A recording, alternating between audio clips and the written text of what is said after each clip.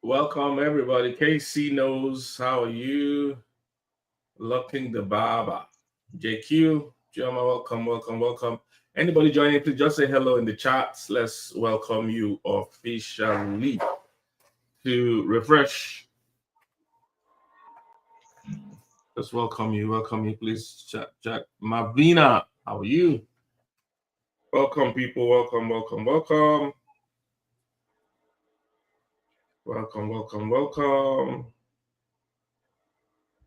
Thank you.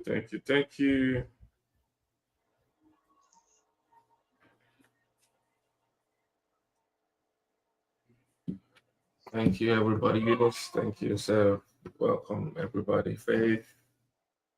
If you don't mind, can you just tell us where you are watching from? If you don't mind, just let us know the city you are watching from. Let's know where you are logged in from. What city are you watching from?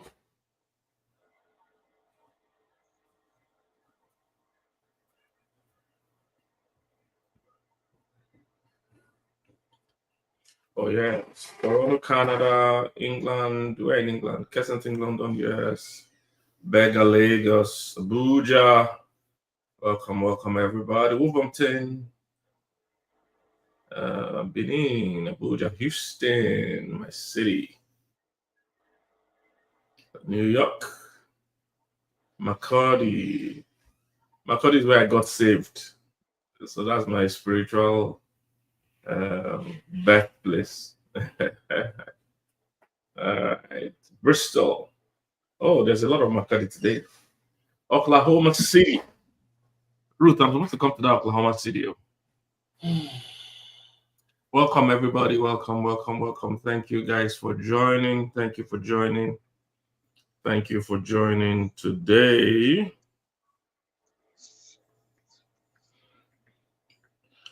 Welcome. All right. So, California. Thank you, everybody. Welcome. Today is Saturday, so we don't plan to keep you too long. We just want to dive into it as much as possible. Pastor Mildred will join us in a bit.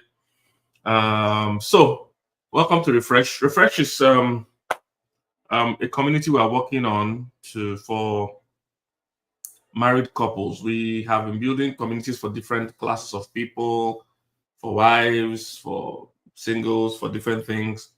But we also want to build something for the married as well, to be able to enrich them, equip them on a consistent basis. So this is one of the drives towards that. All right. Even though this meeting today is not strictly for just married people, but this is part of our heart. All right. This is part of our heart. So today, before I go into the focus of conversation, I want to allow the two other speakers to introduce themselves, just in case there's somebody that doesn't know them. So please go ahead and introduce yourself. So, Madam Uche, you might need to start. The ladies. They say ladies first. So go ahead and start. After men. Thank you, Kiki. Ladies first, after men now. Yeah. Okay. So my name is Zuchi Obiogolu, and I work with LBM. I'm also the affair whisperer in that sense. I'm a family life practitioner, certified infidelity recovery specialist, and I have my pet, the marriage in crisis. So I've sort of niched from there. I'm also the head of operations at LBM as love, dating, and marriage. Um, that should be all for now. Except there are any other questions I could And you are answer. also called the affair whisperer. Yes, the affair whisperer. That's my page. That's also your industry name. Yes, so we're whispering affairs. Yes. So my brother and friend, go ahead and introduce yourself. Well, welcome everyone. My name is hasanipettiford, and I, along with my wife, are the co-founders of Couples Academy, and it's a private um, a private institute that really focuses on helping couples to heal from the pain of infidelity. We are marriage counselors and infidelity recovery specialists. We've been doing this work for about 18 years. We do retreats and intensives in different parts of the world, written 18 books. My latest book, Moving Forward After Infidelity, and just excited to be a part of this conversation and share what couples can do to heal or to avoid the pain of an affair. Mm. All right, all right, all right. That is amazing. That is amazing. Um, Afani, you've done this for 18 years, right? Um, sh- what can you say in in in a few words? What has that looked like? Helping couples heal from infidelity, 18 years. What does that look like? How does that feel?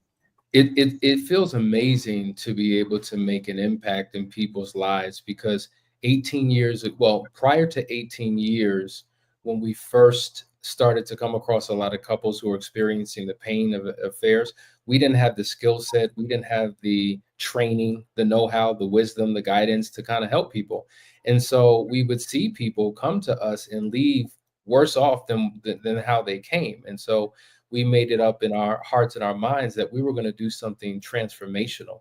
And so pursuing this as a focus has been not just rewarding for us to be able to make impact in the lives of others, but it has helped save marriages, it has helped restore broken families, and it has helped really make an indelible mark on this world that cannot be erased. Because when a couple heals from their pain and steps into their purpose, they become a secret weapon for kingdom domination in the earth realm.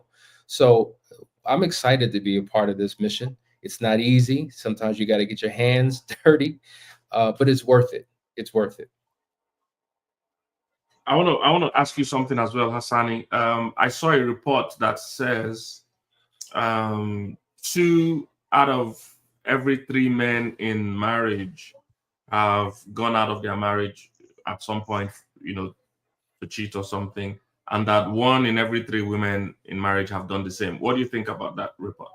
I think that whether those statistics are accurate or not, it speaks to a larger problem that needs to be addressed. I think depending upon what organization, what stat you get, they're all going to relatively be high. I mean, at the end of the day, 2 out of 3, 1 out of 4, it's too high.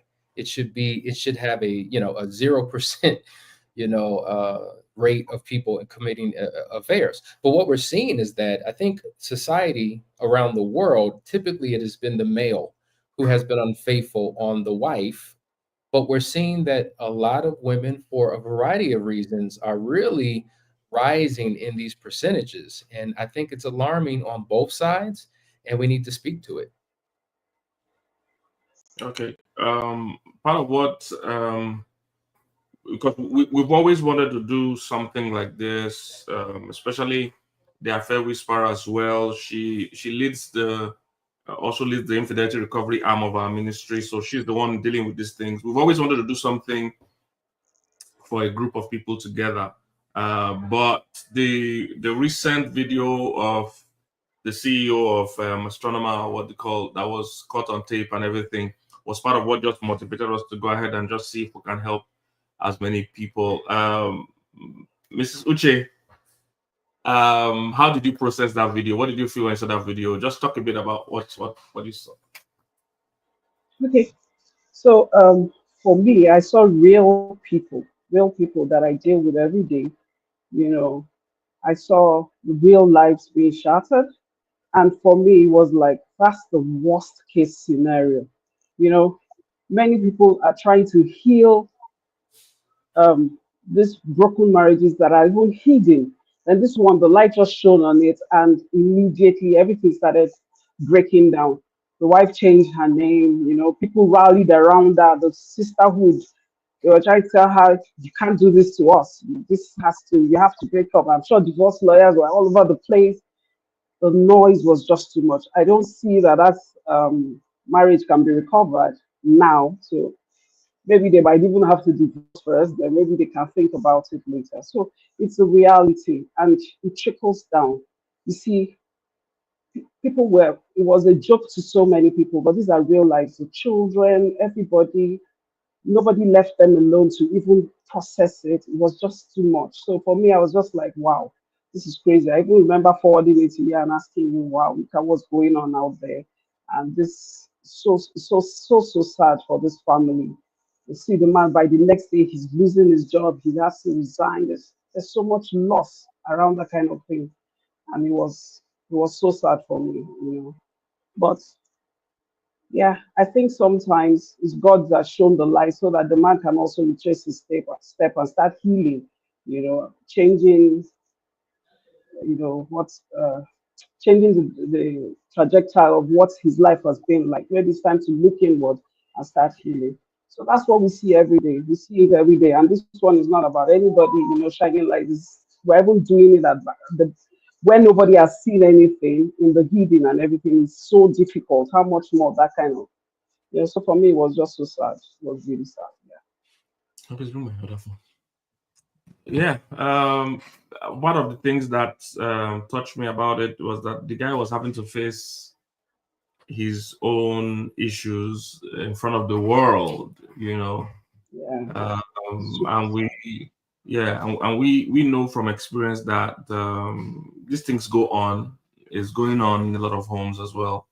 But he had the unfortunate scenario that he had to face his own publicly. Hassani, you are also you featured in many shows. You've handled a lot of couples. Can you just give us some inside idea, of what would have happened from that minute, that light, as in that video went viral? What will be the next things that will be happening, both at home and in their minds and in their hearts, in their environment? You've gone through this a lot of times. Just give us some breakdown, idea, speculations of how these things will play out. So first of all, let me just say, for him to bring his mistress along with other members of his organization to a public event is an indication that most likely this has been going on for quite some time. And a selective group of people were well aware of what this affair was. And so, for this to come out in public, a lot of people think what they do behind closed doors is nobody else's business but their own. But that's not true. What you do behind closed doors can impact a generation of people, because what was done in secret came out in public. And so as a result, not just his life was impacted, but the lives of so many other people were impacted. His family, the mistress's family, the employees of the organization, the shareholders, I mean, everybody has been impacted by this. And I've had clients reach out to me who said, listen, I need to set up a session with you immediately. I'm triggered because of what just happened. Can we have an emergency session? So it's not just what's happening to them, but it's the trickle effect of what's happening around the globe.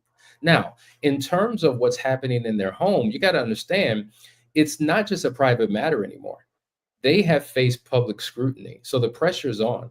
And so it's hard to handle these matters in privacy or secrecy because everybody's weighing in. And that puts a whole lot of undue pressure on all parties involved. I put a post out on social media a few days ago, and I referenced it, the $15 million hug. Who thought a hug would be so expensive? That hug represented the affair, but as a result of the marriage now breaking down, you're dealing with a whole lot of financial consequences, from his income loss to asset distribution to court fees, attorney fees, alimony, child support, so on and so forth. And a lot of times people aren't thinking about the consequences of their actions, but here we're seeing it on full display. So while it's hurting this home, and hopefully they can get help to restore their relationship if that's even in the cards, hopefully other people who are watching this look at this as a teachable moment to have deeper conversations about their relationship and how to avoid it or how to bounce back from it as a result of what has happened. Okay, but um, tell us a bit about how. Okay, I don't know how we'll split it, but I want one of you to tell us a bit about what will be going through the wife's mind. Before I even do that, and Hassan, somebody said something. Somebody said, "I bet if it was the wife that cheated, the negative energy would not be like this."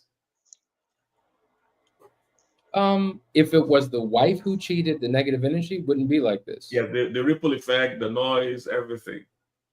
Well, keep in mind, I mean, even though the focus is on the CEO of the organization, the mistress was also a wife of a supposed billionaire, Right, yeah. right? So I think the more you're paying attention to these conversations, it's not just a spotlight on him, but it's a spotlight on her as well. And it's raising this conversation about what causes women and what causes men to do what they do. So who knows? I mean, we could all theorize what would happen if it were a woman, but the point is, it forces us to have conversations that we generally do not have. Okay, so I wanted to ask you guys, what do you think will be going on in the CEO's wife's mind and heart as the video came out? Go through the process for us, because there are probably some people here that have experienced something like that. You know, maybe theirs was not on, you know, theirs didn't go viral, but maybe they saw a text message, they saw a video, or somebody told them something. You know, talk a bit about that. If I could start, because I want you to really lay the foundation for us as a woman, but simply if I could say, from my experience working with couples, oftentimes this doesn't catch the wife by surprise. It's not Wow. like the wife didn't know that the husband was cheating. Usually, a lot of women in this position, unfortunately, have settled for it because it comes along with being married to someone in this position, of this caliber, of this status, with this power. And many wives have known all along. But now that it's come out, the secret agreement that we had, whether verbally or non-verbally discussed between us, has now been exposed. So it's not just about what you're doing, but it's about what it's now doing to me. This is why we find that a lot of betrayed spouses don't like to share with anybody what's happened, because of the impact that it has on them, the shame that it has on them, the way it makes them look and feel as well. So my experience tells me that, not that I have any evidence or proof of anything, but this to me probably did not catch her off guard, as if she had no clue that this affair was happening. But the fact that it became public now became the problem. Mm. Okay. What you got? Okay. So yes, I agree that um, it's possible that she knew, and but she must have been hoping it wasn't true. It was just a figment of her imagination. Some people even make excuses for their spouse, since hoping that they are just that it's not true, and they're but this would have hurt, made her feel humiliated. Humiliation is the first thing, and anger. Okay, yes, you may be cheating, but at a cold play, everywhere, everybody now knows is that bad, and then there'll be the heartbreak, anger, rage. She'll feel all those feelings will come, and then that's why you see her. She's dissociated herself. That marriage is already dead in her head, because I can't be the wife to this man. See her changing her name, removing the name, shutting down a lot of things at that. So that's what she'll be feeling immediately. Okay. And then she'll be thinking, who do I call next? What do I do? She might shut down her phone. She doesn't want to listen to anybody right now. She wants to grieve alone. Yeah, it might not be a shock, but I mean, all the feelings of the betrayal will overwhelm her at this point. Then she can start processing them and thinking about what to do next. Yeah. So that's the first thing.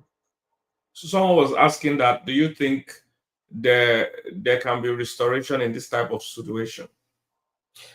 Yes, because we've seen many cases of public officials, uh, well known pastors, CEOs of organizations, entertainers who have been in public scandal and have been able to restore the relationship. In fact, even from a political perspective, we've seen wives that have really, joined press conferences, holding hands with the politician and saying, I'm with my spouse, I'm with my husband, and we will get through this. And this is a private matter. Respect our privacy. So we've seen this happen before.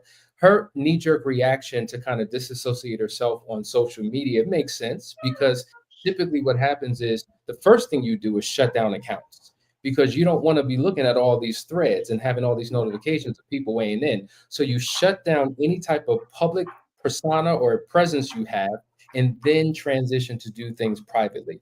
I think that the knee-jerk reaction for most people is to leave, right? Because you're in shock. You just found out about what happened. In her case, she may have known, she may have not known, but irregardless, the knee-jerk reaction is to go. But once cooler heads prevail and you start thinking about, okay, let's think about all the possibilities and probabilities of what will happen if I do this and if I do that. You start thinking about the calculated risks of your decisions. Then you begin to, kind of push pause. And this is why we say you should never, ever, ever make a decision to do anything when you are soaked and saturated in your feelings, because any decision you make in that moment, you're going to regret it. Those who say, I'm out, I'm done, I'm filing for divorce, usually they regret it and want to stay. Those who are committed to staying without thinking through it regret it and want to leave. And so they're vacillating back and forth because they're all confused. And this is why we say you got to get with a counselor. Why? Because that counselor will guide you through a process to help you make sense of the situation, so you can make a decision that serves you, serves the marriage, serves the family, serves the future best. Wow. Madam Chair. Yeah, so no matter what has gone on, okay, every marriage is restorable. It depends on the people in it, okay? But for me, I think not immediately. She would have to, she needs the time to process and everything, but it depends on what they've been through, to decide whether to stay in a marriage or not. There's a lot that might have gone down, okay?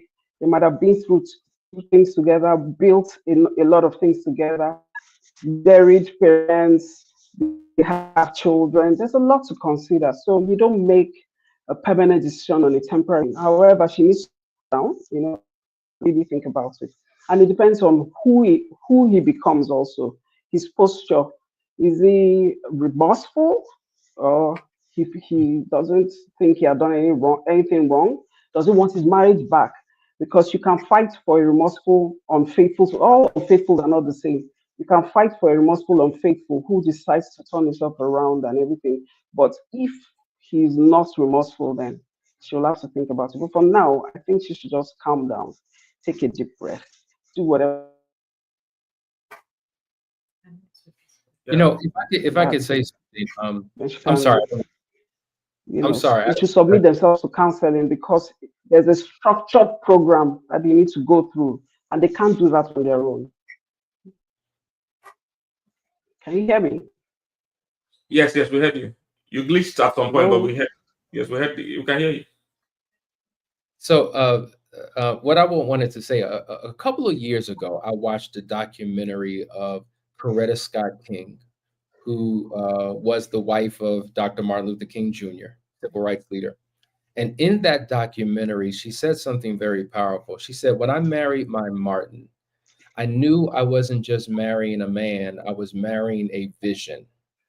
She knew that he had a huge calling on his life, and that there would be a certain lifestyle and commitment that came along with being married to a man like him.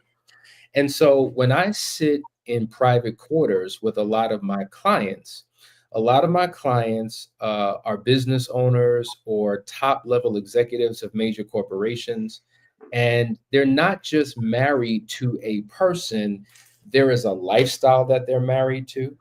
They are married to assets. They are married to businesses. They are married to legal contracts. They're married to a lot of things that went into that agreement. In fact, usually very successful people enter into the covenant of marriage with contracts about what should happen if situations like this take place. If you stay married to me for X amount of years and then we divorce, you'll get X amount of dollars. But if you stay this long, you'll get this amount. if I cheat, this is what you'll get. I mean, the weeds, the level of weeds that people go into in terms of all of these agreements and things that they kind of put in place in case crisis like this occurs. So I'm going to tell you, it's probably not going to be any type of quick fix, quick decision that's made. There's a lot of voices, there's a lot of advisors that are going to go into this process of what happens with their lifestyle, let alone their marriage. Okay, but Asani, tell us one of the most unlikely cases you've seen restored in this 18 years. Tell us one or two unlikely cases that didn't look like it, but you were able to see them restored. Well, number one, here's a reality. A lot of people don't divorce, but they've made a decision to live separated for years. Wow. And oftentimes there's this belief that, man, you've been separated for 2, 3 years. You might as well just give up, move on, start over, find somebody new. We had a couple who came to us, very successful couple, major corporations. They have been separate, living apart for 5 long years. And for whatever reason, made the decision to come back and restore their relationship. And in that 3-day process, literally, we had them developing plans on moving trucks and what property they were going to be moving into and how they were going to work this thing out. And so when it seemed like there was no hope possible, restoration came to a couple like that. But then you have other situations where there have been multiple affair partners, there have been children out of wedlock, there have been diseases that have been contracted, and you would think there's no way that they could ever recover in situations like this. Yet and still, something within each of them said, we can even overcome this. And I guess the worst case is that a gentleman cheated on his wife, moved out, lived with the mistress for 5 months. The mistress conspires against him, hires hitmen to come into the home to rob him because he had a safe in that apartment with tens of thousands of dollars. And so there was a fight that broke out between the mistress and the men that she hired to conspire against the boyfriend. And the men that she hired killed the mistress in front of the affair partner. And so all types of crazy situations. So even in that, the couple was able to restore. After you left me, lived with somebody else, almost lost your life, public humiliation, sex videos that went viral, all of these things happened, yet and still they came back to work on the restoration of their relationship. So I don't think that there's any situation that a couple can't come back from if they have a desire to do the work and overcome those challenges. Wow, that is amazing. Uche, please check your network. You seem to be frozen. Are you? Am I? I can hear you. You can't hear me. Hello? You are frozen. I can hear you, but you're frozen. But I don't know if other people can. Can everybody see Mrs. Uche properly? I can hear you though. Wow, but Hassani, that was an amazing story. That was an amazing story. So yeah, so she said it's like I watch a movie. In fact, I have to reach that couple. Let's shoot that movie. That's the full movie. So Uche, what would you do if this woman, Wow. yeah, if a lady comes to you that, or a guy, or because women cheat as well, so let's not always make it look like a guy thing, that their spouse is cheating or has cheated or something, what will be your direction? So I hope everybody can hear me. So the first thing with cheating is to, when they all come like that, we have to state manage it first. So we need to, you know, that's the first stage, is to reveal the affair, talk about the affair. Everybody's we need to listen to everybody. Then we will separate the betrayed from the unfaithful, because they need to deal with their emotions separately. Because what the betrayed is feeling is not what the unfaithful is feeling. Okay. And then while we're doing that, they need to work on themselves and begin to grow. And then you find the unfaithful has to start apologizing. Okay. Become remorseful, think it through, because Some of faithful come and they don't regret um, the relationship they had. They just regret what they see happening to their wife. So we need to get them in that space where they're also, thinking about it. We have to get a bridge for the empathy to at least understand what they've done. So if you don't do that, you find that they when the wife is triggered, they are the ones they even get angry. They are thinking, what's wrong with this person? I've already apologized. I've done this. So they need to really see the pain they cause. They need to understand it. They need to know that the person is not a drama queen or anything. That they're really in pain and understand what they've done to them. So that's where by the time the two of them we've gotten their hearts on the table before we can even begin to look at the marriage, because the first marriage is completely dead. And once it's dead, what we need to do is to get them to the place, remind them of why they got married together, do all the work depending on what's going on with them, so that we have their hearts on the table and we can negotiate and get them to the place where they start building, their marriage brick by brick. And that's also, because we don't want to um we don't just want to put a band-aid on that broken relationship. We need to also dig up the foundation. Whatever it is that was going on there, they need to see. Sometimes you get to a place where you even start doing something like the proper premarital, because most of them didn't even do a premarital session at all. They didn't understand what marriage was about.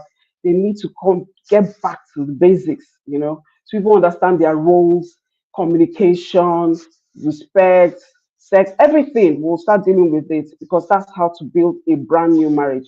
We don't want them to go back to the old marriage because it wasn't working anyway. So the two of them need to work on a brand new one.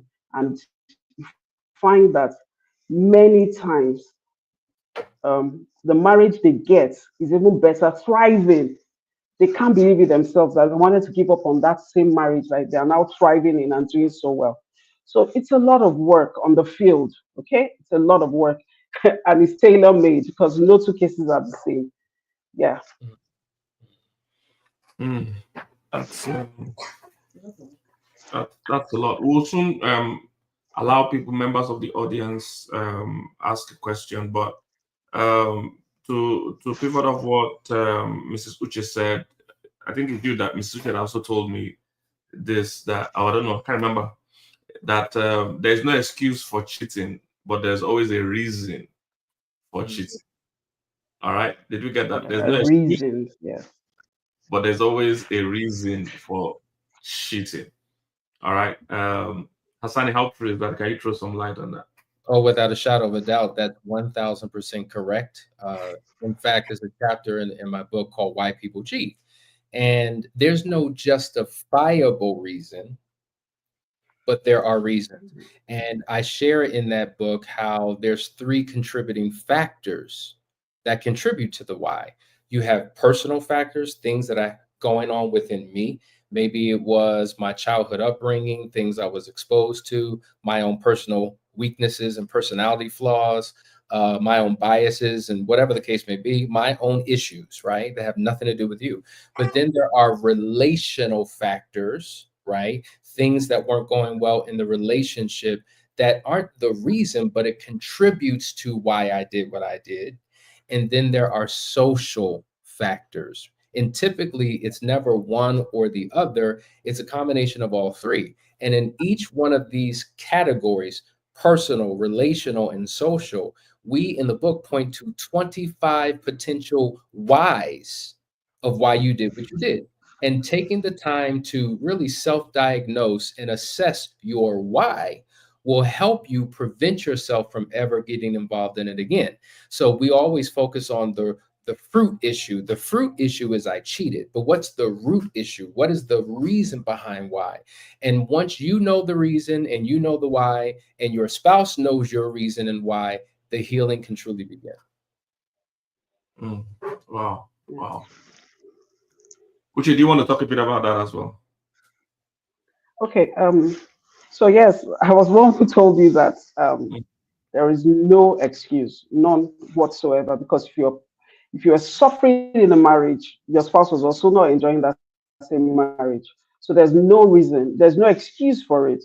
Because if you knew there was a problem, problem in the marriage, you could have gone for counseling and sorted that issue, but you decided to step out. You decided to self-medicate. You thought about yourself alone, and that's why you stepped out, thinking there was something out there. So there's so many reasons why people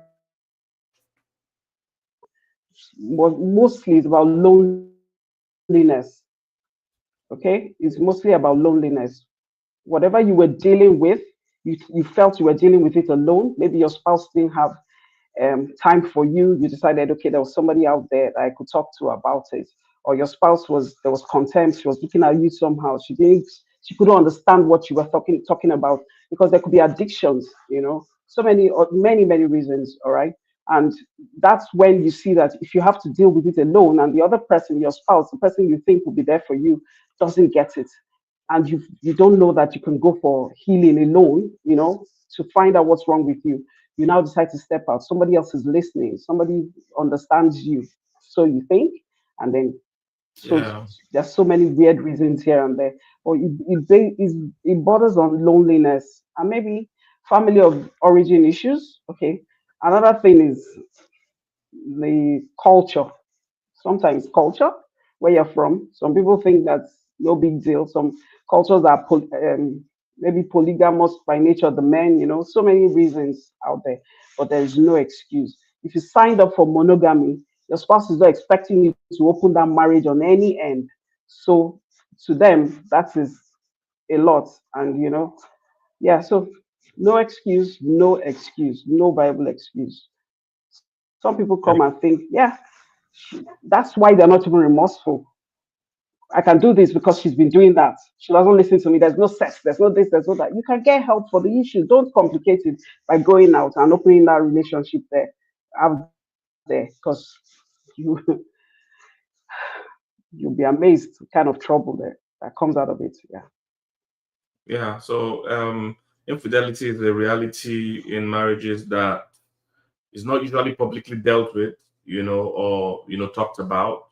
But wherever two people come together and make vows and promises, sometimes things happen. So it's a reality, especially with the statistics that we have and have seen. It's a reality. But what has not become common, or what has not been talked about a lot, is the restoration process. All right, and the choice to restore. What most people do is, some people just leave. I've seen a lot of people like that. That once there's any sign of cheating, you know, any sign of it, of betrayal at all, they just leave. That's just what they do. They just leave. And like Hassani mentioned, sometimes that is not necessarily the best approach. And Madam Uchi also talked about, when she was talking to me earlier on, she mentioned that staying is the new shaming. So once there's cheating, everybody just tells you you must leave, you have to leave, you have to leave. Some of the people saying to leave, they won't leave if they're in that situation. But you see, because they are in their emotions at the time, they are all saying you need to leave, you need to leave. So that's the first option people take. They just leave. We don't necessarily, again, as professionals, we don't think that's always the best approach. Infidelity is painful. But the worst thing you can do is to now go into regret and pain. So you're going to have pain and you're going to have regret because you left abruptly without thinking it through. So first option most people take, which we don't necessarily think is the right thing, is just leaving. Too many people have done that. In fact, in our own climate in Africa, because divorce is not as glamorous or as beneficial financially as it is out here in the West. In the West, this kind of divorce, there will be a lot of settlement. Divorce lawyers will make a lot of money. The divorce people too will split money, things like that.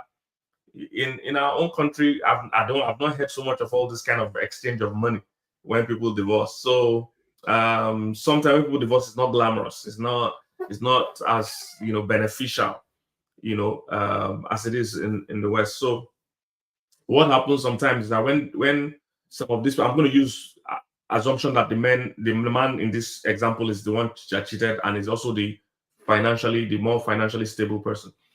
So when these women leave angrily, they find out they can't sustain themselves financially. I've had to deal with these things. Some of them as well, because of the age they are in when they also left, they are not able to bounce back. Again, in the Western climate, people get married almost at any age. So you can somebody at 45 still finding love, somebody at 50 still finding love. In my part of the world, it's not as common, So these women jump out and then they find out they are stranded financially, stranded emotionally, stranded relationally, and some of them end up becoming also side chicks of other married people. That's where they end up because nobody wants to really marry them again at that age. Okay, so that first option is not always the greatest option. All right, the second option I see and I notice is they stay without ever treating or healing the issue. So the couple stays, but nothing is done. They just stay and fight. They just stay and grieve. They just stay and complain. They just stay with guilt. Just stay with the shame. But the issue is never properly addressed. That is the second stage I noticed a lot of people do. But the third option, which is what we advocate for, is to seek help. When something like this happens, even if you have friends you share it with, but most of them are not in the position, they are not equipped and knowledgeable enough to guide you or to assist you. In fact, some of them are also too emotionally vested. Maybe they're your family members, also they are emotionally invested. So they are not in the position to give you, good advice. So it's always good to talk to a professional. The person is able to, without being emotionally crowded in the situation, give you real options, help you process what you are going through. Because as we dive into it, we understand that going through betrayal is difficult to just imagine. I mean, it's like an 18-wheeler hit you. It's not something you can stand up from and just say, I'm okay. No, a lot has to go into the healing process. And usually you will need a professional to hold your hand, help you interpret your feelings. But some people just shut down. They stay on their own. They think this is something we can handle. This is something we can handle. That's what they think. And then they find out that the pain continues, stays there, degenerates into a whole lot of things. Some people even do revenge cheating. That third stage is where we want to tell people that, look, no matter what has happened, talking to a therapist, talking to professionals is crucial. The professional's job is not to insist that you stay or leave, but they are able to help you process, able to help you heal. And when you are in a better position emotionally and mentally, then you can make a decision and they will still guide you and hold your hand as you're making a decision. But the truth is that leaving or staying is not necessarily just the immediate best decision. Talking to a professional, especially a trained professional, an experienced professional, they have seen so many aspects to that case you can't even imagine. Just like the kind of case Hassani mentioned, where there was gunshot, there was murder, there are a lot of things like that. So many cases like that, that you would think your case is peculiar, you think your case is unique. You'll find out that people have been through what you're going through, and some of them have come up better for it, and you too can come up better for it. So our advice, if there's infidelity and anything like that, even if you are married and you've never experienced it, is great. We're going to talk about also how to affect proof you're married, but you know, don't just choose an option without proper guidance. That's what we're trying to say. Don't just pick an option without proper, guidance. Asani, can you speak a bit into that? I think you're absolutely right. I often give the analogy of getting on a plane, no matter where you're going. Let's say Nigeria to London, London to New York, wherever. When that plane lifts off of the ground, 90% of its journey is off course. The only way that it makes it to its final destination, regardless of how experienced the pilot is, regardless of how secure the plane is, regardless of it all, The only way that you can get to your final destination is that there has to be a radar in the cockpit, a navigation system guiding that plane. And so the pilot is constantly course correcting and going along the path of the navigation. And so, likewise, when couples attempt to restore their marriage on their own because they're following some personality on Instagram or reading hashtags or listening to the wrong people, when they attempt to restore their relationship, 90% of their journey is off course. And as I've always said, people say, hey, um, I had good intentions. Well, intentions can lead you straight to hell. The road of, you understand? You have to be on the right path, being guided by the right individual who has helped other couples overcome and restore their relationships. So you really have to be careful who you listen to. You got to be careful who you give your ear to. You got to be careful what you read, because there's a lot of information out there that will make your situation worse. So you have to deal with people who are qualified, who have experience, and who can get you to that place. And here's the reality. Here's the reality. It would be nice if both the husband and the wife both wanted the marriage at the same level, at the same time, in the same way. It's very common that in this journey of recovery, one wants it more than the other.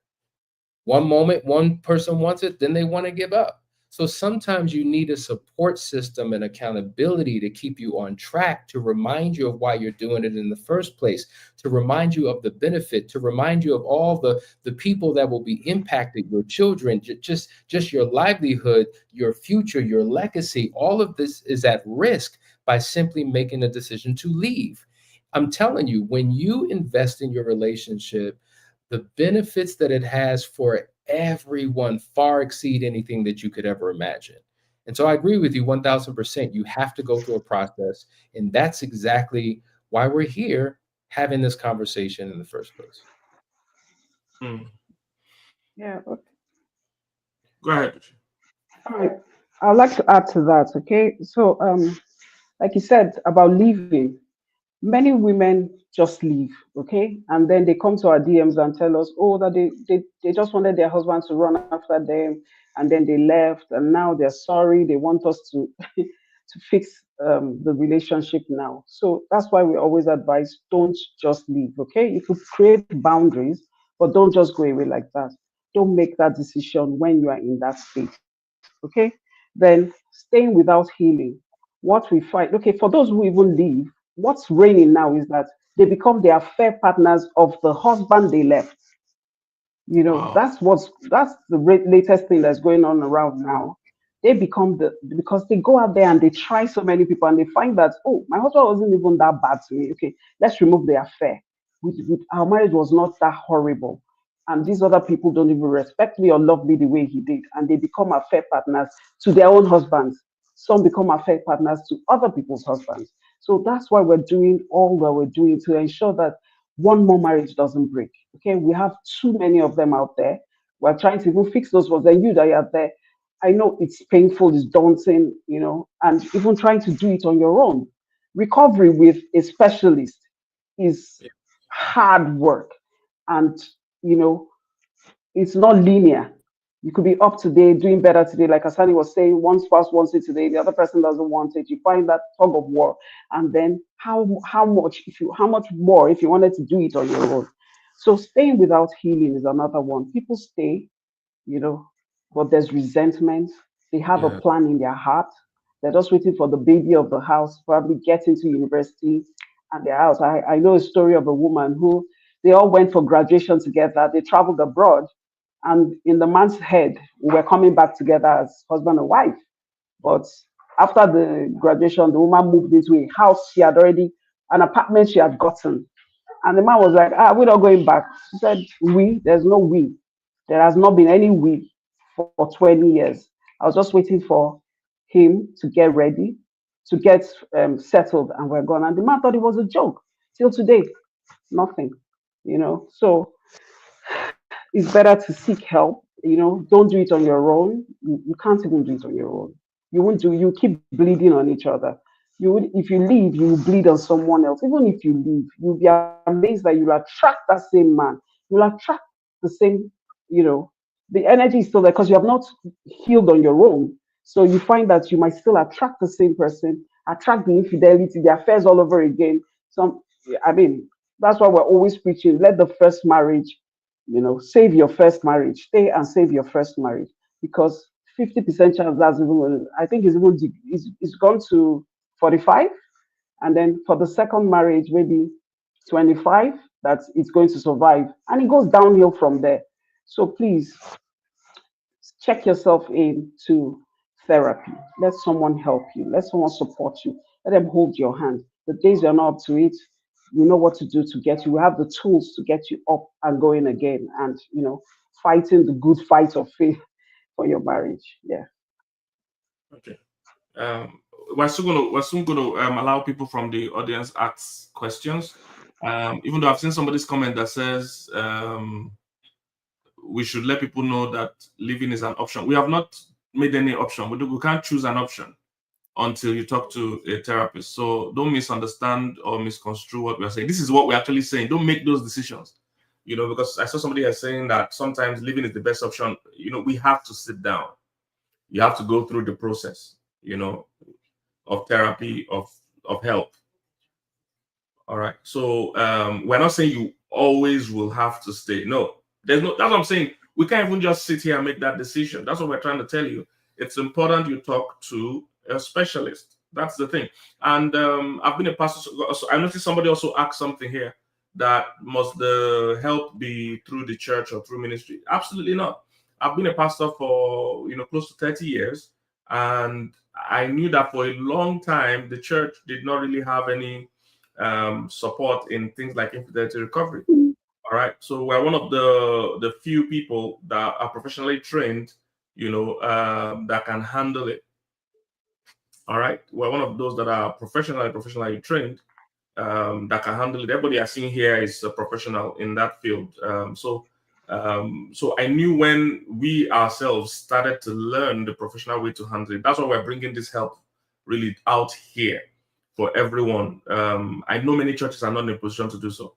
They just tell you hug yourselves, tell each other sorry, and move on. I've heard all kinds of advice from church leaders. Again, I'm a church leader, so I'm not fighting my people, but we don't know a lot of things. So and we need to allow the professionals do what they know.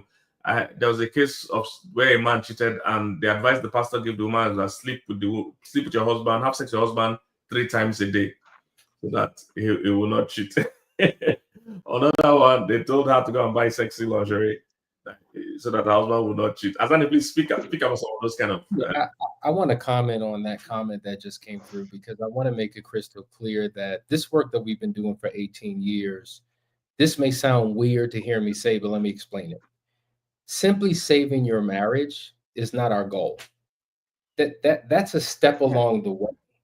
The goal can't be to save your marriage or just to keep you married. How many people do we all know who are married and miserable? So that can't be the goal, but it gives us an opportunity to do so much more. We talk about how the first step is to eradicate the pain, because both of you are hurting and you're broken and you've been through a tremendous amount. So personal healing needs to come, right? So it's the marital recovery, it's your individual recovery, and then you're on the path to a restored relationship where you can now get rid of the pain and tap into the purpose of what you were here to do in the first place. And we've known so many people who are on the other side of recovery, who are in amazing relationships and doing so much, not just for their home, for their community, and for the world. But if they had thrown in the towel, call it quits, given up because of a situation that took place in their marriage, the world wouldn't benefit from the power of their partnership in their union. And so, listen, there's a life, a wonderful life on the other side of an affair if you commit yourself to a process. And here's the fact. None of us here are interested in any of you signing up for more of the same. Like, why would we want you trapped in a miserable marriage with a partner who's operating the same way? You're operating the same way. It is an opportunity for both of you to become the best versions of yourself. to pursue your own personal growth and development. Because as you become a better you, you will automatically have a better marriage. And that's what The it's about. marriage. Okay. We'll still start taking questions from the audience. Thank you, Shonde. Hope I'm pronouncing your name right. For the update. We'll soon start taking questions. But before we go into that, I'm already seeing some really nice questions here. Hassani, please take note of this question, and Madabuchi as well.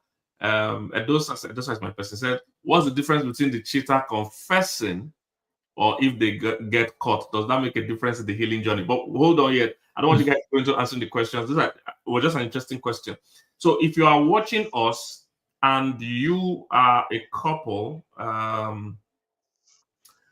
that is dealing with infidelity or has dealt with infidelity and you need proper healing process, we want to do a boot camp kind of thing for couples like that. All right, we want to do a boot camp kind of thing for you as a couple so that you can get healing. All right, so please, we want to encourage you. And if you know people, I know you know people that have dealt with infidelity or are dealing with infidelity and are just winging it, or they're just getting native advice from people, or they're just getting advice from a pastor that is not an infidelity recovery specialist.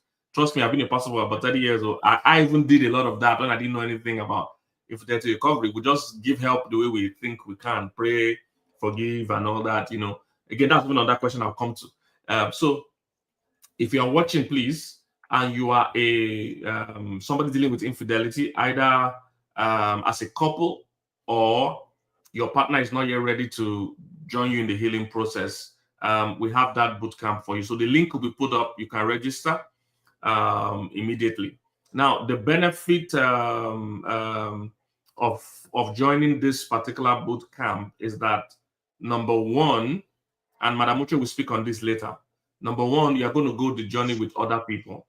We found out, again, I'll let Madam Uche talk about, I don't want to, preempt her, but we found out is generally any journey is easy when you're going with other people as opposed to going alone. Any journey is just easier. So the benefit of this boot camp is that you're going to see other people as well dealing with the same kind of things, and you understand you're not alone. Second benefit is that it's obviously way more affordable just for those that can't afford normal infidelity recovery privately. It's a very expensive thing because of the expertise it takes and the time and the emotional drain, because whenever the counselors, trust any counselor will tell you the most difficult kind of counseling to do is infidelity recovery, because you are going to share in the pain, of the couple, so it is draining as well. So most people don't don't know how to do it or avoid it. So it's going to be cheaper if you do it with the group. So please, want to encourage you. It's way cheaper. It's almost 10%, 10% of the normal price of doing it alone. So which is, incredibly cheaper. I think to do it privately is somewhere around is about $2,000, give or take, a little above or a little beneath. That's in some cases. I don't know. I think Asani's one might be a bit more expensive than that. He's the OG of infidelity recovery, and he's celebrity infidelity recovery as well. So I know his might be a bit more expensive, but it's generally around that range. And he's going to be with us. He's going to commit to join us in this boot camp one. So trust me, this is just a deal you can't pass up if you're dealing with anything else with infidelity as well. So this class, I think, for a couple is $500. For a single person, somebody coming alone, it's $300 if I'm not mistaken. But there's a 24-hour discount for people that are signing up today. So if you want to take advantage of that discount, I think for that discount you get $50 off on both sides. So you $250 if you're alone, $450 if you are coming as a couple. The classes will be thorough. There'll be sessions that'll be individual. That will be those that are the betrayed alone. There'll be sessions that will be the offending party alone, because they're all going through different phases of emotion. They're not facing the same things. That's why infidelity recovery is not something you do by yourselves. It's just too complex, too complicated for both of you untrained and in your emotions, you by yourself. It's just not advisable. We just don't do that. So they'll put up the link now. You can start signing up. The discount is 24 hours. That means at exactly this time tomorrow, the price will go to the normal price. So take advantage of the discount. All right. But if you don't need the discount, of course, you can just wait till whenever. But the boot camp will start in August. But registration starts today. I don't know if they put the link up, and then we can go into that. So um, and I will have some testimonials. I think Madam Uche will bring somebody on later that will be able to share their own story. We've seen many couples, you know, recover from this thing. So it is so beautiful when we see a couple, you know, bounce back together, happier, laughing after the pain of infidelity. All right. So I don't know who wants to speak here, Uche or Hassan. Anybody, just let people know how important it is to do this course, this bootcamp. You want me to discuss Okay. answer? I'm sorry. Go ahead, Uchi. Go ahead. Sorry. No. Okay, so I just wanted to start with how this started. Okay, so we were doing just the private thing, and then clients kept, coming, and they would go away. They come to my DM and they would go away. They would always complain that it was too expensive. So I said, okay, the only way to make this, worth everybody's while is that we do a group thing. Are you guys up for it? Everybody wants, yeah, because we I didn't expect it. No, but nobody believed that anybody wants to do group sessions. So they said, oh, they will do group anything. They just wanted to heal. I was like, wow, okay, let's do this. And they signed up, and it was amazing. We just finished our first Betrayed but Not Broken. They healed together, and they became sisters. They even decided they changed their own names because we have to support you for over, I don't know how long it's going to take, but we're just there. We want to support them. So we didn't let them go. They're still with us, doing other assignments. And the testimonials have been outstanding. I think I have some that because they don't want to come online. They're not, the way we are, this kind of things, they don't want their business out there. So some of them wrote us, I don't know, I sent a lot of them to UPK, I think. I don't know if you have them.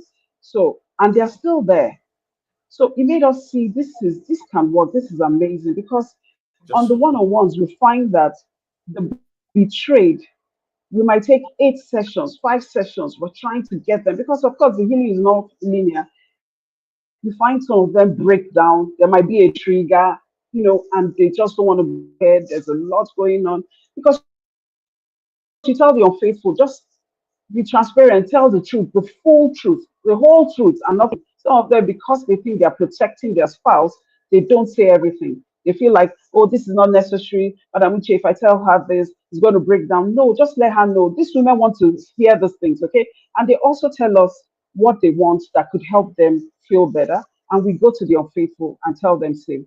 So we found those ones that they are unfaithful spouses were in the unfaithful group, and the ones that would be betrayed were in the betrayed group. Their healing was faster, okay, because this one was learning and this person was learning, and you find that they were able to break at almost the same time, and they now, want to stay, work on their marriage. Some of them came with their divorce papers. They were out. They had had enough. They didn't know, what else to do. Others had to get healing for their own affair partners. So many things. So it's a lot. All right. And the benefits is out of this world. I find that it's even more beneficial, because when you're healing in the private sessions, you can find that the betrayed is always mad at the unfaithful. Most times you just want to separate them. Something triggers them. Look at the way he said that, and the session shuts down for the day. But when you're healing in the group, especially women, we're just community healers, community learners. We like to gather for any reason that is not even serious. How much more the serious ones? You now find them when they hear other people's stories. I know there was one that told us a story about her mom, how her mom died many years ago, and because the dad was so in another state, and she had to drive from that state to see the dad. And when she got there, I think unannounced, she found him with another woman. Their affair partner was there. So she drove back crying and broken. And in that car, she had a stroke. By the time she got home, she was almost dead. Took her to the hospital. She didn't survive. She died. And the father came to the burial, didn't spend up to an hour, left. And many years down the line, he's still married to their affair partner and they're living happily ever after. So the mantra that broke everybody was like, no, we can't die in this. Everybody decided, okay, we're not dying in this. Whatever it takes, we're going to do it. What we need to do, even if we're not staying, let's have a plan. So many things. So yes, this group thing, this boot camp is amazing, and you guys will be amazed at the benefits you get from it. Yes. Asani, go ahead. Share a bit about. Yeah, I've been doing private marriage intensives for a very long time. And when people ask me, what's more powerful, to do something in private or to do it as a group? I always say that there's an element that the group offers that you never get in the private. You would think, okay, private, I have more time. It's just about me and my partner. And there's truth to that. There's a lot you can uncover in a private session. But when you are part of a group, it's a completely different dynamic. And interestingly enough, overwhelmingly, a lot of people have a lot of resistance to doing group. They hesitate, they pause, they don't want to be Yeah. exposed, they want to hide, they don't want to reveal their thing. And I think that they have, at least in the Western mindset, there's this mentality based upon what they see on television, that everybody's sitting around in a big circle and everybody's sharing their private matters and they're being exposed before everyone else. And it doesn't happen like that. That is not how it's set up. And so they realize after attending, like, oh my God, I'm so glad that I came, because I can now understand what my spouse has been saying, but I couldn't receive it from him. I couldn't receive it from her. But when that other man or that other woman said it, it put things in Yeah. perspective in a way that I didn't have before. Now I can have a better appreciation for what my partner's going through. That's number one. But number two, when you're in a group setting, there is a structure in place. There's a pathway, a methodology, there's a flow, and all of you are a part of this. Oftentimes in private, sometimes your emotions dictate what we're going to focus on and where we're going to go. So elements may be missed, but when you're in a structured type of environment, you're able to get a lot more out of it. And then there's the camaraderie between people, the relationships that are formed, the new community that you have. A lot of people feel like I'm the it couple amongst my community. I can't talk about this with anybody else. They're looking up to me. They want to be like me. I can't go to them. But this creates a safe space where now people feel like, oh, I'm not alone. It's not just me. It's not just us. Maybe there is a community and a support system and a place where we can go so we don't feel weird and awkward and uncomfortable, and we could find healing and we could find community. And relationships have been formed in these group sessions that have lasted for years. So Yeah. there's an incalculable number of benefits to doing group. Yes. Which I was talking about the relationships that even the guys that were the offending parties have formed, and how they even renamed their group and all that. Would you talk a bit about that? Okay. For the betrayed, right? You're talking about the betrayed. No, the guys, the offending, but both really, but the offending guys, you said they renamed their WhatsApp group and everything. No, it was the betrayed that renamed their Oh, WhatsApp group. Okay, okay. because the boot camp ended and they missed it so much. They said they didn't want to go. So we said, okay, let's continue. But we collapsed them into another group and they renamed themselves, and then we're still there doing so much more other assignments. Now that their spouses are willing to work on the marriage, now they are learning so many other things like love and respect. What does respect mean to my husband? He complained about this. How do I get through this? So we're all there.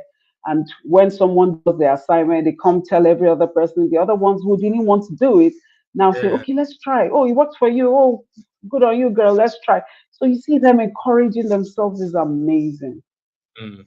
Yeah. And if I could just add to that, PK, going to the group of men, let's just say that the men are the unfaithful partners. Yes. One of the biggest struggles that a betrayed spouse has is, will they do it again? And Mm. the reason why they're asking that question is because the husband is still associating with the men who are guilty of the same thing that the spouse was guilty of. And as long as they remain in relationship, the potential for cheating again is there. So when you have unfaithful men who come together, who go through a healing and restoration process, you're dealing with a new man, right? So peer pressure is Yeah. real, whether positive or negative. Now they're in a positive peer pressure environment to become the best versions of themselves, to stay on the right path, to honor and respect their spouse. So these new form relationships actually support the marriage in an amazing way. And so, Yeah. to your point, whether it's the betrayed spouse, the unfaithful spouse, uh, uh, both of you have communities that help you to remain your best self. Yeah, but okay, thank you guys. So a question I'm seeing a lot is, what if the offending party doesn't yet want to come to the class? Can just a betrayed, or can one person, one of the parties, just decide to attend this boot camp? I would say yes, because in my private practice, we have something called a solo spouse intensive. So whether the offender or the offended, if the partner does not want to come, they come for themselves. Well, how does that benefit them? Number one, both individuals need to be healed. Both individuals need to dig into their own personal things. But number two, oftentimes we have been successful in, if this may sound weird, but we can counsel the couple through the individual. How? Because we're giving that person strategy and proper implementation of what to do when they get back home. Okay, so your husband doesn't want to come, your wife doesn't want to come. Okay, this is what you should do, and this is how you should approach it. Because oftentimes in our feelings, we say things and we do things that make things worse. But if you had somebody guiding you through a specific journey, oftentimes we've seen the partner who wasn't interested now come into the process because they've seen a change in the partner who was showing up. Mm. Exactly. That's so true. I mean, we had a lot of the betrays were more, but you find that with time, the unfaithful started trickling in, because they started acting better. They, we've given them strategies and tools on how to work on themselves. And their spouse was looking in to see what's going on with her, what's going on with her. And, even the way they ask. Maybe before then they were just putting it to them communication skills, putting it to them, you don't want to do anything, but we have to tell them what better ways to communicate, to rein them in, and you find that being very successful. So you find the men also coming after that. So yes, very true. You can come on your own, and you will also grow, you will Yeah. heal, you'll do better, stop being broken. Okay. Yes, it's better than nothing. It's better than just sitting at home or Yeah. just talking to friends and wallowing in the pain and self-pity and all that. No, because that will hurt you more. So if your spouse is not willing to register, you can register alone. However, we will really, really love the couple. Because like Hassani mentioned, the healing process is threefold. The person that has been betrayed needs to be healed. The person that did the betraying as well needs to be healed, because there's something Mm. in them that made them act the way they did, and they are also facing the shame and the guilt. And trust me, you don't want to live with somebody also facing shame and guilt, because they're not going to give you good energy as well. Then the marriage itself needs to be healed, because the marriage, something was wrong and something will remain wrong until that is it. So if you heal just one on its own, that's not the perfect score. We want the perfect score where everything is restored back to normal. That's why we're calling this boot camp reset. Want to like reset the whole marriage by healing the offended, healing the offender, and also healing the marriage. All right, very, very important. So please take advantage of it. Like we've mentioned, there's so much benefit to doing the boot camp. You do it with other people. You learn from other people's story. You get encouraged from other people's process as well. You find out you're not alone. Number two is also way more affordable. All right. Even though Hassani is very busy doing the private one-on-one, Miss Madam Uche also has clients all the time. But we just found out a lot of people also fall through the cracks just because they can't afford the $2,000 or whatever it takes to do the process privately. All right. So doing it in group incredibly reduces the amount to like almost 10% of what the normal fee will be. So it's a good opportunity to jump on it. We don't know when we'll do this again, so it's not something you postpone forever. You have to jump into this now, and take advantage of it. All right. It's a professionally done thing, so that's why you don't have infidelity recovery specialists everywhere. A lot of your pastors are not. They can't give you good advice. They can't guide you through the process because it takes training, and the training itself costs thousands of dollars. So that's why it's not something that everybody on the street can do. And even if you are here, you're watching, and you want to do the training, you want to even learn to be a specialist as well, send a message to us. We'll train you. But of course, it's still it has its own costs attached as well. So, but if you're here, you want to join that boot camp, or you know somebody that should join it, bring them on, let them join. Individual is $300, couple is $500. But if you want to take advantage of the 24-hour discount, that's today till this time tomorrow, there's a $50 off on both. That means $250 for individual, $450 for couple. This boot camp is going to last about how many weeks, Madam Uche, is this boot camp?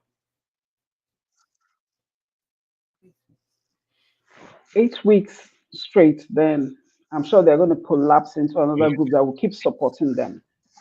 So really, it's a lot of work. Yes, it's going to be 8 weeks of holding your hands, helping you, guiding both of you, and then after that, there's still support. So it's a good deal you can't pass up. If I was you, and tell people. I know everybody here probably knows somebody dealing with infidelity. Tell people. All right, we'll walk you through the process. Hassani, can you tell us some of the things you will do or you normally do with even the offending party? Because sometimes a lot of the emphasis is on the betrayed, on the person feeling the immediate pain. But I think even the person that committed the offense needs some help. What are some of the things we take them through, in that process?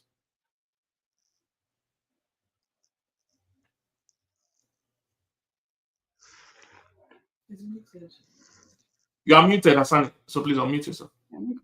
Oh, I apologize. No, I agree with you 1000% that oftentimes the focus is on the betrayed spouse, but the fact of the matter is both people are hurting for different reasons and in different ways. And there has to be space and time to dig into those wounds. Because if there are wounds from my childhood or previous relationship that I haven't dealt with, and all I want to do is just fix the problem. Okay, I may fix the problem, but I remain broken. And so I bring my brokenness back into a marriage and I wind up breaking the marriage again because I never got healed. And so we do take the time, not just to dig into the why, but to really help men understand, particularly in the context of marriage, like what does it mean to be a husband? How to become the husband that you are wed to be, understanding and having an appreciation for who your wife is and what she brings to the table, understanding the rules, the laws, if you will, that govern a healthy relationship. It has been said that men, we don't do relationships. We do sports, we do hobbies, we do extracurricular. But when it comes to the matters of the heart, we struggle. And so there needs to be a re-education, if you will, of what a woman is, what a wife is, and what marriage ultimately is, so you know how to show up in that space moving forward. Every woman wants to see a changed man. And that's a part of the process that we guide the betrayed, the unfaithful spouse through, whether husband or wife, but in this case, the husbands. Okay, so guys, please sign up. I would advise to take advantage of the 24-hour discount. We're going to jump into some Q&A right now. We'll take your questions. The first question I want us to deal with is the one we asked earlier, that is there a difference in the healing process or in the whole journey if the person confesses or if they are caught. You know. I would quickly say yes, there is a difference. In fact, I wrote about it in the book. You know, how you discover the affair matters. And typically, there are four different ways you can discover it. Either what we call an accidental discovery, excuse me, like you were looking through a cell phone or you saw things pop up on a tablet.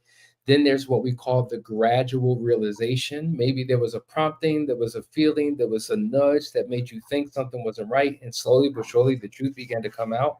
Then we have confessions and admissions. That is when the unfaithful partner finally reveals it. And then there's the third party revelation. That's number four. That's when somebody else tells you. Well, the way that you find out absolutely has an impact on the recovery process. So if a former unfaithful partner reveals through confession, this is what I've done, well, they're starting off on the right foundation. We talk about this concept called the cube of deception, and how oftentimes when the betrayal is discovered, guess what? The pain and the hurt deepens. It doesn't end, it deepens, because typically the unfaithful person will engage in all types of lies and misinformation to protect what they've done and protect who they've done it with. And so if he or she is admitting to it, then that gives us an indication that healing absolutely can take place if done in the right way. So yeah, you can heal from all scenarios, but the impact is different depending upon how it's discovered, for sure. Mm, that's good. For those asking about the book, I believe Hassani's book is on Amazon, and Madam Uche also has a book. All these things will be given to you in these courses, as in terms of will be presented to you. Um, um, Madam Uche's book is titled "The Three Faces of Affair," if I'm not mistaken. And the interesting thing in that book, and even in Three this faces course, of it. yes, is that Madam Uche speaks to the betrayed, speaks to the offending party, and she also speaks about the affair partner, whoever that third person is, either the side chick or the side guy. Madam Uche said she has ministry for them to speak to them as well. So, in case you are here, you are the side chick or the side guy, she's ready to work with you and also help you, because she believes they also have a life, they have a destiny, they have a face, they have a journey. All right. She believes that and need healing as well. So if you are like that and you want to do that as well, please just let us know as well. She'll be able to guide you. Yes. What was the question? Yes, I've answered that. Now somebody is asking, is infidelity always about sexual intimacy? No, no, sex is one. So a betrayal usually is comprised of three things. There is what we call sexualized energy, because not all affairs or betrayals result in actual sexual intercourse, but oftentimes there's a sexual energy or a sexual emotional exchange that takes place in intensity. Then emotional involvement. That's another component of a betrayal. Okay. And then the third is secrecy. So you can have an affair or be involved in a betrayal and never lay hands on another person. And so some would ask the question, well, what's worse, forbidden sex or stolen love? Forbidden sex is physical, stolen love is emotional. So some think, well, they didn't have sex, no big deal. Well, an emotional affair could be just as damaging, if not more, than a physical one, right? So there are many things that make up what a betrayal looks like. Mm, mm. Okay. Yeah. Madam Uche, okay, Uche, do you want to say something It's, about that? yeah, it's definitely sex is not usually the issue. Like you said, there's so many reasons. Okay, it's not necessarily about sex. Most times it's also about loneliness. It's about finding another self. You know, a journey to self is about so many things, and it's not. Many people are not, getting up every day to say I'm going to cheat on my spouse. We're in a close call world also. When you go out there at work, you maybe on a project together, what if it doesn't even start? In fact, infidelity happens in happy marriages too. So boundaries, you Mm, know, and Yeah, it's about boundaries. I, I mean, some people seize the opportunity or they just fell. It's sin. It's also sin, you know. So it's not really about sexual intimacy. That might be Mm. the word, but not necessarily. There's so many other things. Okay. Wow. Thank you, thank you, thank you. So somebody's saying, somebody's asking again that do we do training for infidelity recovery specialists? Yes. So if you are watching and you are interested in being an infidelity recovery specialist, please we'll put a number or you can reach us by DM. But I'll advise the team, please put a number they can contact so that we'll put you through what it takes to be trained. If you want to be trained as an infidelity recovery specialist, we need more because the truth is that we have a lot of people we are helping. So the more hands that are trained, the better for us, especially for churches and things like that. It's very good as well. All right. Another question here. Um, what do you do if the offending party is not remorseful? All right. My partner cheated on me, but they are not remorseful. Maybe they are still in touch with their ex. They are still, they're not just remorseful. All right. How do we deal with that? So we talk about forgiveness.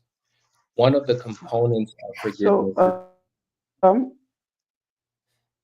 if can, okay. Uche, just hold on. Let Hassani answer, then you speak. Okay. so yeah, so we talk about this whole concept of forgiveness and how there are four different types of forgiveness. One of them is what we refer to as acceptance. Acceptance, not accepting that what happened was okay, not accepting that it was no big deal, but accepting the fact that it actually did happen, right? Now, a part of that process is knowing that I may be married to an unwilling participant. He or she shows no remorse. They're not apologetic for what they've done, and they're continuing to do the same thing. So I've got to forgive you, not to give you a pass for you to do what you do. I've got to forgive you for me, for my own healing. See, a part of my healing process is to release the emotional pain that I'm going through. Because if I don't release it, negative emotions turn to stress. Stress turns to sickness and disease, and now it begins to weigh me down and have an impact on my life. And so it's unfortunate when you feel like you're trapped in a relationship with someone who just doesn't care. Well, that's when you have to take on other strategies to help deal with your own well-being in that relationship. And then that's when you're working with a coach or a counselor to figure out strategies of what to do from that point forward. And every situation is different. That's why I don't like giving general broad advice when it comes to certain things, because some people who don't need to hear it will hear it and apply it in a way that doesn't serve them. Yes. Yes. Uche, go ahead. So, yeah. Okay. So when your partner is unremorseful, you go. We sort of separate you, and then you go on a self rediscovery. Okay. You start healing for yourself. You could stay or you could leave, but you heal first, and then you can make more informed decisions from a healthy perspective. Then you can begin to look at the person. All right, what do you want to do with this person? You need to stop, because some of them come with the idea of who their partner is. We ask them to look at them. You have to accept that this is the person you have now, this is the spouse you have. Some don't want to accept it, and then that makes it difficult. But you look at your spouse and see what you are up against, then you can make informed decisions. Like you said, there's so many other things to put into consideration. So we don't just give you a blanket, reason or decision to that. So it's about you looking at who you are with, and then you go on your own, and then you can, sort it out from there. Okay, awesome. Please, can the team put up the number and phone number people can reach as well, especially for those that want to be trained as infidelity recovery specialists? So put up the number, contact number, email or something, so that they can make inquiries about that. Please don't forget, take advantage of this boot camp. To bless you. Hassan, somebody is asking that do you do premarital counseling and premarital trauma sessions? Yes, absolutely. We have done that for years. And what a great opportunity for couples to come to us to know what to avoid, what foundation to lay to prevent all of this crisis from taking place. So the answer is yes. All right, amazing. So, but please, guys, take advantage of this. Like I said, if you want to do a private session, it's somewhere around 2000 plus dollars for the 8 weeks. If you just you and your spouse. Now, if you can afford that, you can still reach out to us. We have the capacity to do that. But we're doing this boot camp for people that probably might not be able to afford that and also want to benefit from the group energy. Like we explained, doing it in a boot camp in a group has immense value. Trust me, every journey is easier when there are other people like you taking it with you. So jump on it. We would you be a great blessing. Remember, there's a 24-hour discount today. So quickly register. It will be a great blessing. Somebody's asking how much is it in Naira. Just click the link, go to the link, click, and you'll see the I don't know, the conversion. I don't know exactly the figure. All right. And people are in different countries. So once you click it, it will. Hassani, somebody's asking this one. This is a good one. You see, these are the things we're going to deal with in the class. So don't just take these answers like you've gotten healing. No, we want you to come into the boot camp and get proper answers. But somebody's asking this: is it healthy to keep reading the text between the unfaithful and the side chick or the side guy? Really quick story. I'm in Texas. Arizona. A couple flew me in for a private marriage intensive. I stayed in their home.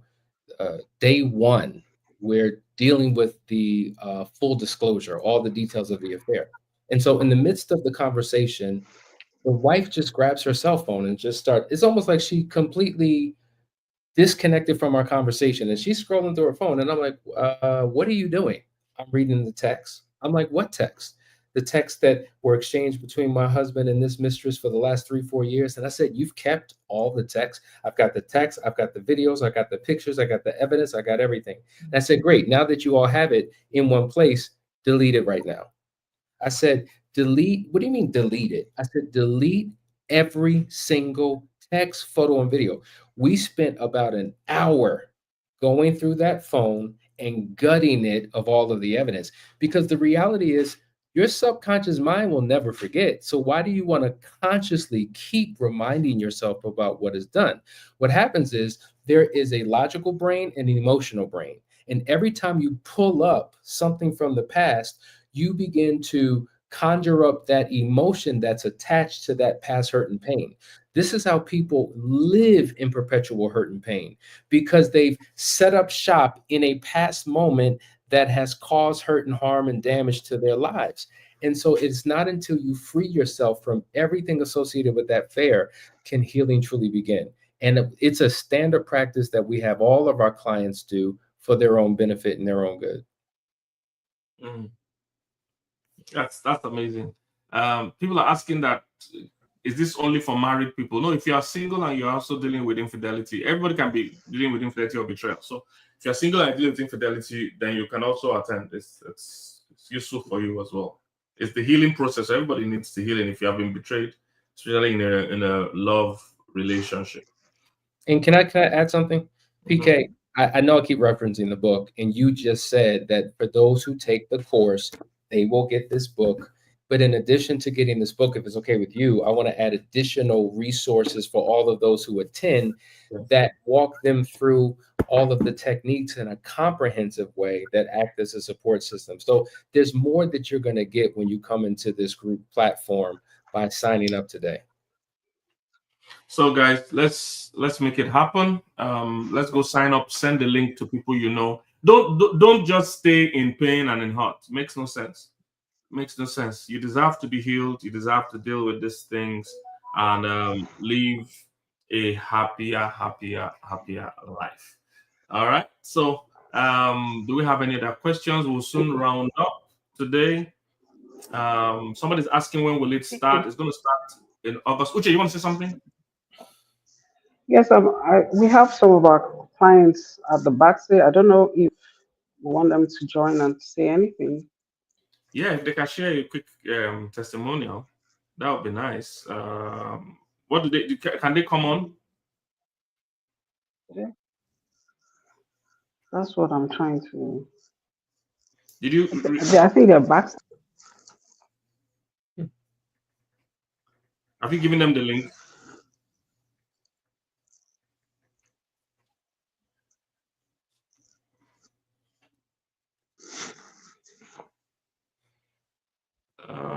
Where's Gideon? Is Gideon there? If they click the link, uh,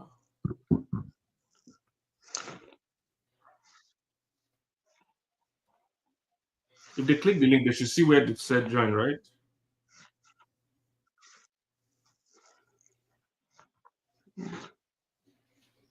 Okay.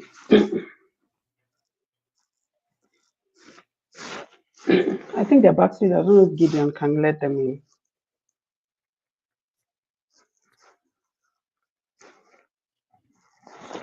Just a minute, let me resend them a message. Okay. Yes, I think I can see them now. I can see. Yeah, you can go ahead and speak. Good evening, Good evening. Dr. Pastor K. It's Good evening. Uche. Good evening. Good Happy evening. to be here. Mr. Uche, I guess you know who this is. Yes, I know. Thank you. Thank you for showing up. All right. Apologies, was held up, but I'm happy to finally be here. What would you like to know? How can I help today? So, okay, so we're just talking to couples about. I see another person as well. I know, and I see that there are two people. So, welcome as well. Good Um, evening. Good evening. Good evening. We just wanted to know, in less than a minute or a minute, how did the group sessions and the whole boot camp thing that you did, how did it impact your marriage and the whole process you were dealing with at the time? But they did this was one on one. Oh, you did one-on-one. Okay, but how did the whole recovery process go with Madam Uche? How did it help you? Okay. I would say it was very enlightening. Up until that point, one had always thought therapy was something for people who had mental problems. I think that's a general misconception, which would be nice to help people to understand that it's really. I ended up understanding that these counseling sessions are like school for marriages. Mm. They're really that's what they are. They are school for marriages. Um, we go into marriages not knowing anything. We have all sorts of lofty ideas and fantasies about marriage and love. Things that we probably capture from movies and novels, which are, of course, as you know, embellished with ideals that are not necessarily realistic. When you get into the real nitty gritty of marriage and union and partnerships, you find that you end up feeling disappointed.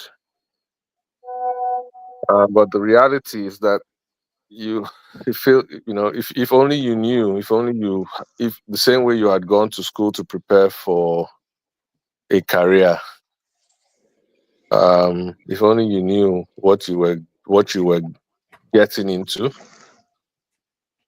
you could have prevented some of the problems that you end up facing.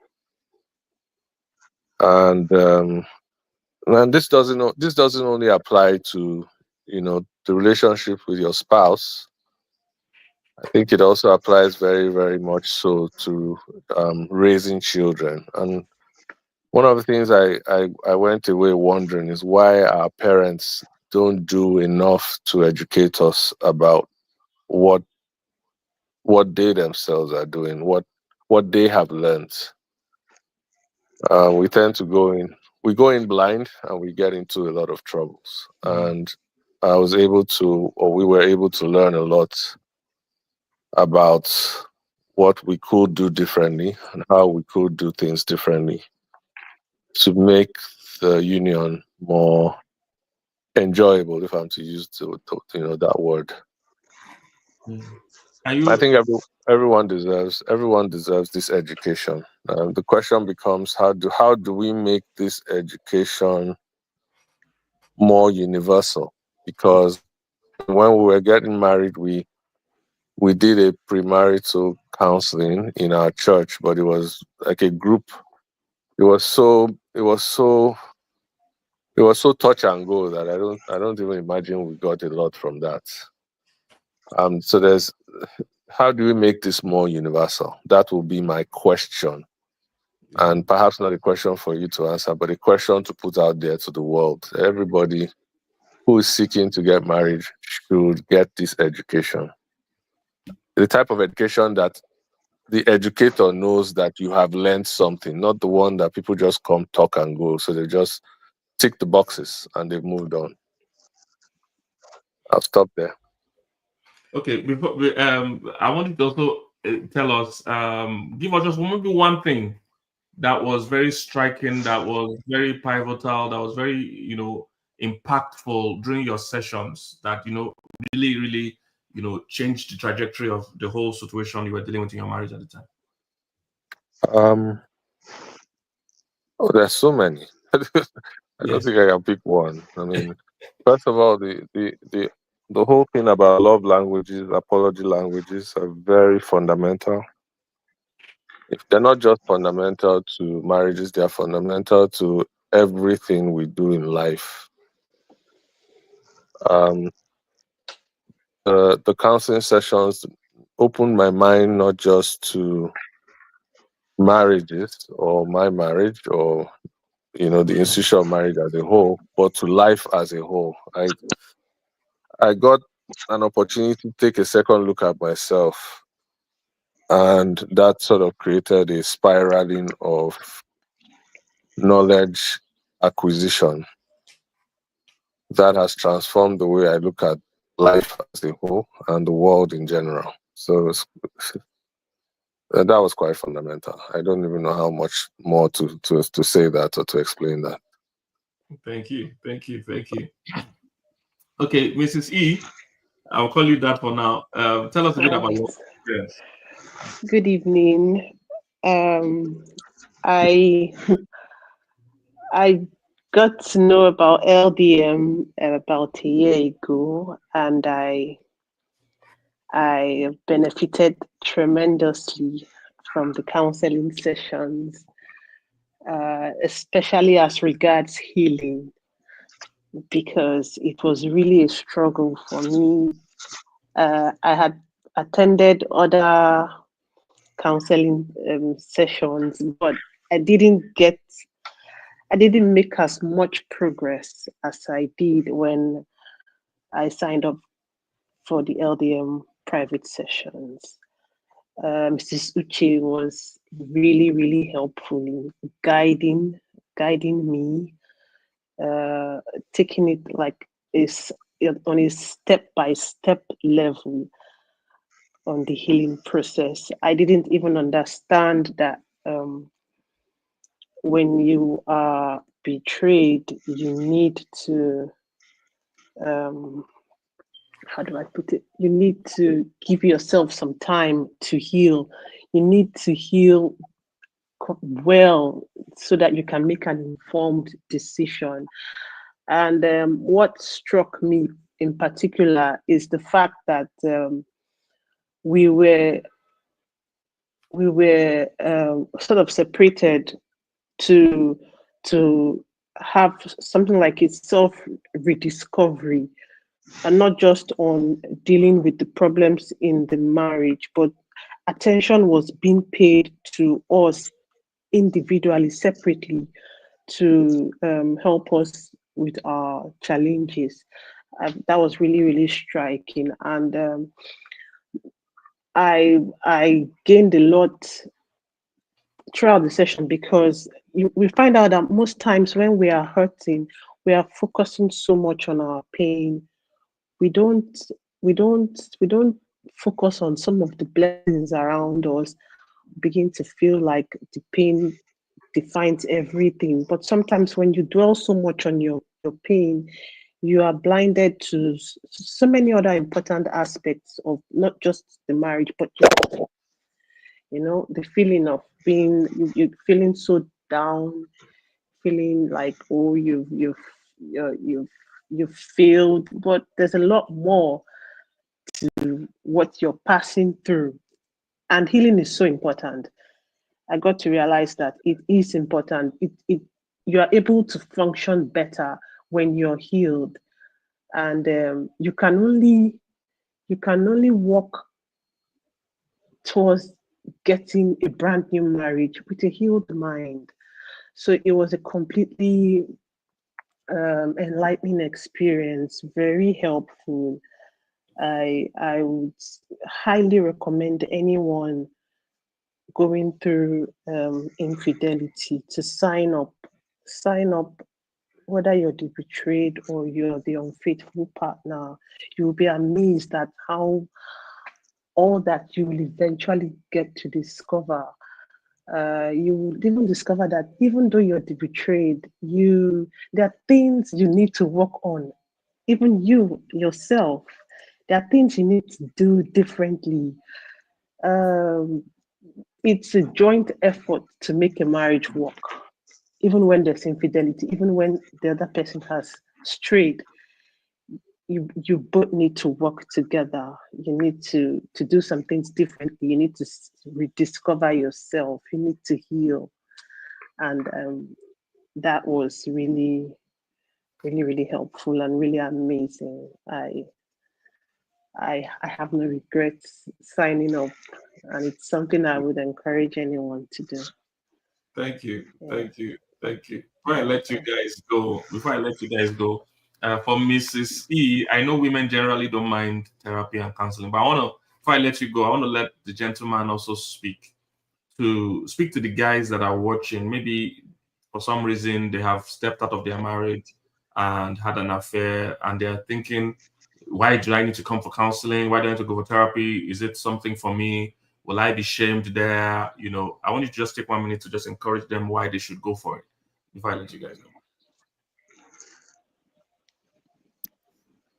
Yeah, thanks. Like I said, these counseling sessions are education. You get to learn about yourself. We do things we don't even know why we do them. Sometimes we think this is the reason, and ultimately there are deeper reasons why we do the things we do.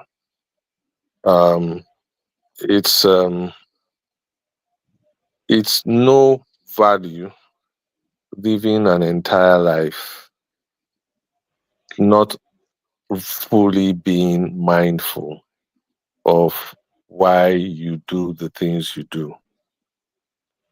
Learning and understanding who you are and the why helps you to be intentional about how you live your life. And being intentional and being mindful ensures that you are in control of your life. Life is not just happening to you. You are in control of your life. So I'm not here to say that infidelity is right or it is left. I'm just saying that there is a value in understanding yourself, knowing yourself, understanding why you do the things you do, and helping you to take control of your life, because there are so many forces out there that are actually controlling your actions and you just don't know it. That's one of the things that I've learned, and I think everyone should understand. Mindfulness is a big thing for me. It's a big thing that I came out of the whole. Even though it wasn't necessarily covered, it was just something I also picked up along the way. And I am very conscious of the concept of mindfulness and intentionality in life and living. Thank you. Thank you. Thank you, both of you, for coming to share at least a small testimonial. Thank you. We appreciate that a great deal. God bless you. And maybe one day you guys will join a counseling team to help. Yeah, so thank you so much, guys. Help hold Thank you people's for hands having me. and help them. God bless you. Thank you. Thank you. You can sign out now so that we'll not keep you. Thank you. All right, everybody. Hope you heard the testimonial of two people that have been through the class. In fact, what we discovered is that most times when people go through the class, they end up joining the team to strengthen other people because they are knowledgeable. In fact, when I talk to pastors to train their people, I said, look for couples in your church that has been through infidelity. Let's train them. Those people have insight into the pain and the rigors and the journey that a normal counselor might not have. So when I talk to pastors and try to get them to bring their people to come and train, I say, apart from the normal, your ministers and co you want to train, bring me couples in your church that have been through infidelity. They are the best people to help other people because they've been able to hold their hands. Please, both of you can exit. There's an exit button. Look for it so that I won't keep you here. But thank you for coming to share your story. Thank you, sir. Thank you. So you had the testimonial of two people. There are a lot of them as well that have been through it, and it has been a great journey. Adefemi said we should start a university. That is what LDM is building and doing. It's like a university. We just don't call it university. Adefemi, you're absolutely right. I don't feel a normal church can do that because that's not their core focus. But Love in a Marriage is a para-church ministry, and that's what we are focused on. So we do premarital counseling. We do Wife 101 for wives. We have BFF for single ladies. If you're a single lady, you're not married yet, BFF, they'll put the link for you. You can join. There's registration for that already going on. That is also starting in August. BFF, all single ladies. So please, team, can you put the link for BFF? If you're a single lady, you're not married yet, BFF is a must.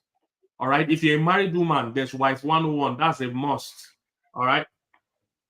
Then if you are a man, because I saw a man asking that I should talk about doing business with your wife and all that. We have something called Husband Man. That's where I mentor men. Then I have one coming up also called Inner Circle. Is where I also mentor men. So if you're talking about business and all that, then you should be in Inner Circle. Inner Circle is where I'm going to mentor men for. We have a 5-year plan, even though we're starting with 1 year, but we're going to talk to men about their next 5 years. So I'm doing it with some other experts. Somebody like Hassani will be there. Dr. Sam Adeyemi will be there. Kole Shonyo will be there. Olumide Emmanuel will be there. We'll be talking to men. So there are so many things going on in LDM. If you go to our website, you see all these things. You can join. But single ladies, they're going to put BFF for you. Register. Couples that want to heal and reset from infidelity. This is going on. It will be a blessing to you. It's happening this August as well. There is 24-hour discount. The two people you just heard from that shared their testimony, they did the private sessions that was about $2,000 or so, $2,000+. So reason why we're doing this boot camp is for those that probably can't afford that. I want to join a cohort that has to do with a boot camp with other people. It comes down to about 10% of the price. If you are registering today, it's $250 for individual, $450 for married. Please put back the BFF poster. I was still going to talk about it. Put back the BFF poster. Yeah, so take advantage of that. If you're a single lady, this is BFF. Pastor Mildred will mentoring for 12 weeks. It's virtual. You can join from anywhere in the world. 12 weeks, single ladies. There'll be assignments, there'll be assessments. All these things goes on. It will be a great, great, great blessing to you. All right. Do we have any other questions before we let our guests go? They are very, very busy people. So what of a scenario where both parties have cheated at different points and it's more like it's even? What's the best thing to do? So this is the last question. Asani, I'm sure you've seen this before. Asani, did you hear the question? Do I have a question? Or did you hear the question I read? No. Yeah. It says, what of a scenario where both parties have cheated at different points? Is it more like it's even, or what's the best way to go about it? No, and I think that type of thinking is a part of the problem, because a lot of people engage in revenge sex, and you did it, so I'm going to do it. I want you to feel the pain that I'm going through, so we're even now. And it only makes things progressively worse. It doesn't take away the pain. It only adds to the pain and makes the recovery process a little bit more complex, because you're not just dealing with one person being the offender, one person being the offended. Both of you are on both sides of the equation. So it requires a little bit more work. And so if you find yourself in that place where both of you have been unfaithful at different points of times, you need to come here, because I'm going to tell you what, I've seen scenarios where maybe 10 years ago, my spouse was unfaithful. We never really dealt with it. We never really went to counseling. We just went along with life as usual. And out of nowhere, I found myself in an affair. And the fact of the matter is, some of what you've done may have been linked to that original affair that you never really dealt with.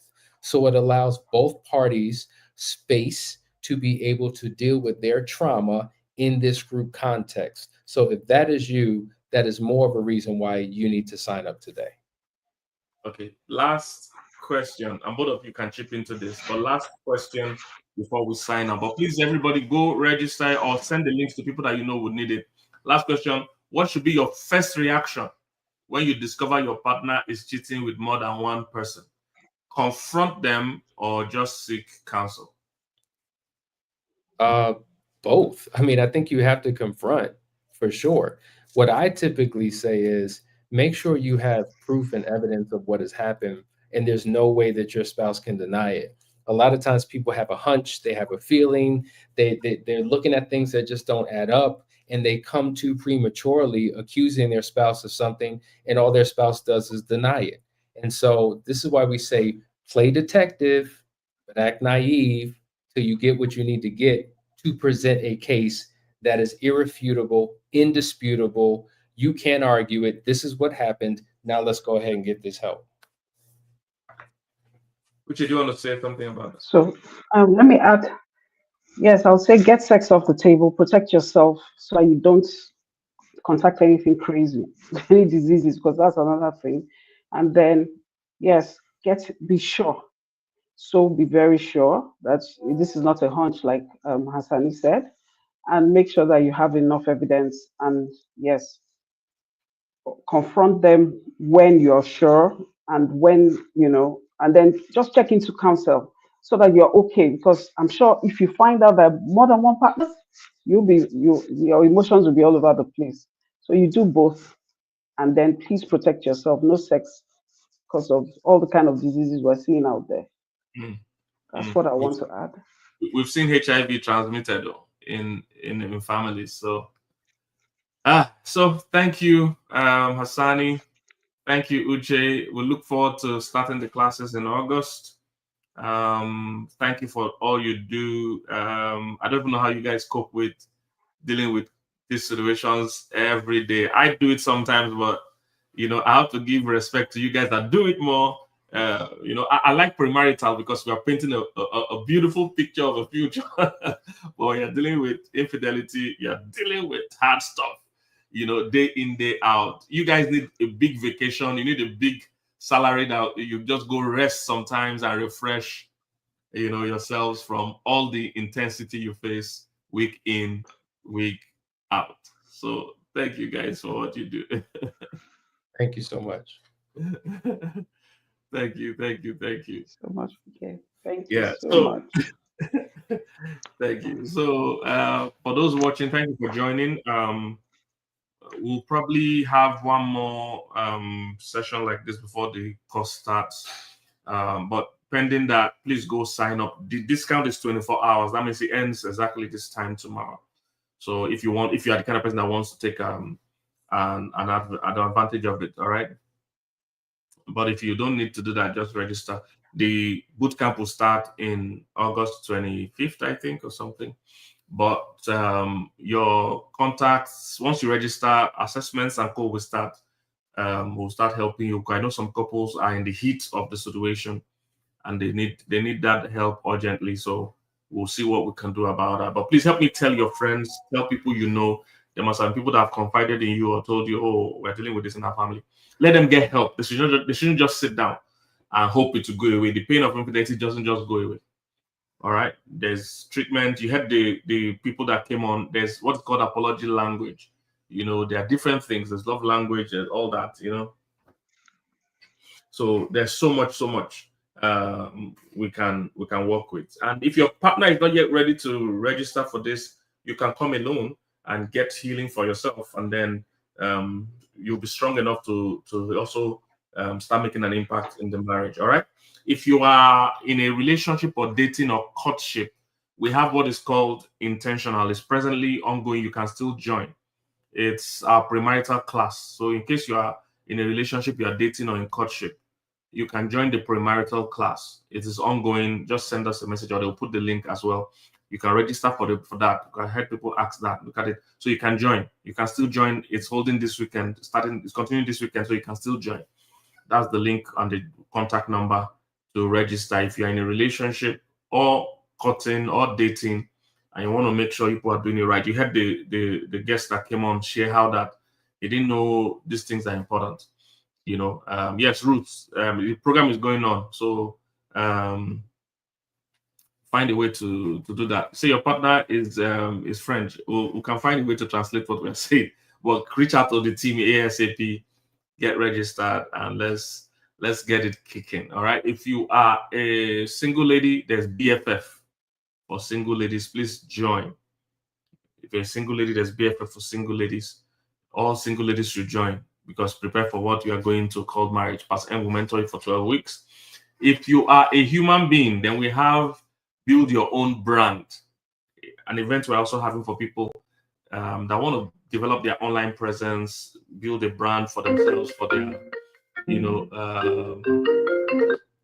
for themselves, for their businesses, things like that. Take advantage of that. I'm looking for my, where is this thing? Oh, Pastor M, if you're listening, please come and put up the string yard back. I can't find where it is. They've logged me out, though, which is cool. But if you can still hear me and see me, but those are some of the things coming up I want you to take advantage of. There'll be a blessing to you. All right. Also, so the building your brand is for people that are, just want to build an online presence. Take advantage. We're in the days when your online presence matters. Embassies are checking your social media. Employers are checking. Investors are checking. So you need to know how to present yourself properly. Especially if you have a brand or a business, you should take it seriously. We'll help with that. And that course is going on. They'll put the link. And then we also have Inner Circle for Men. We are mentoring men to plan their next 5 years. So if it's something you're interested in as well, take advantage of that and do that. All right. So thank you guys for joining. We'll keep you updated. See you in class. Gideon, if you're watching, I can't see myself, but I hope people are seeing me and hearing me. You can sign up now. Thank you everybody for joining. Thank you guys for joining. Thank you for joining. Thank you for joining. I'm looking for this thing. All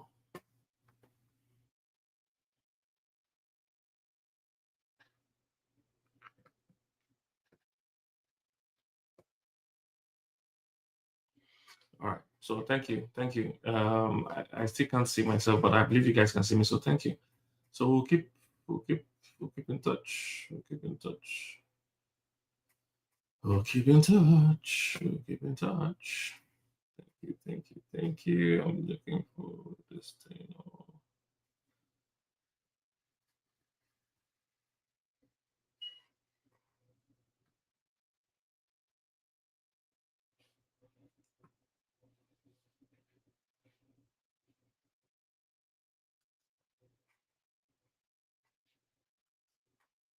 Okay. Yeah, so this building your own brand. Okay, I'm back. Sorry, I'm technologically blessed. So this Pastor M system. So yeah, so building your own brand is good. Dr. Leke Alda will be with us as well. Everybody is a brand. You're a brand. So don't think it's not for me. If you even a career person, you see doctors and lawyers all doing content now. There's a reason why. So building your own brand is also available. Take advantage of that. and join us. Thank you everybody for joining. God bless you. I hope this was helpful. See you when we have the next event. If you're a man, we have an event for you this week. Thursdays, talking about developing the leader within with Dr. Toye. So you can join us for that as well, for all men. Yeah, see you guys. Yeah, that's it. Developing the leader within with Dr. Toye Sobande. Amazing guy. So we'll talk about leadership for all men. This is men alone. So yeah. All right. See you this week. Later this week. God bless you guys.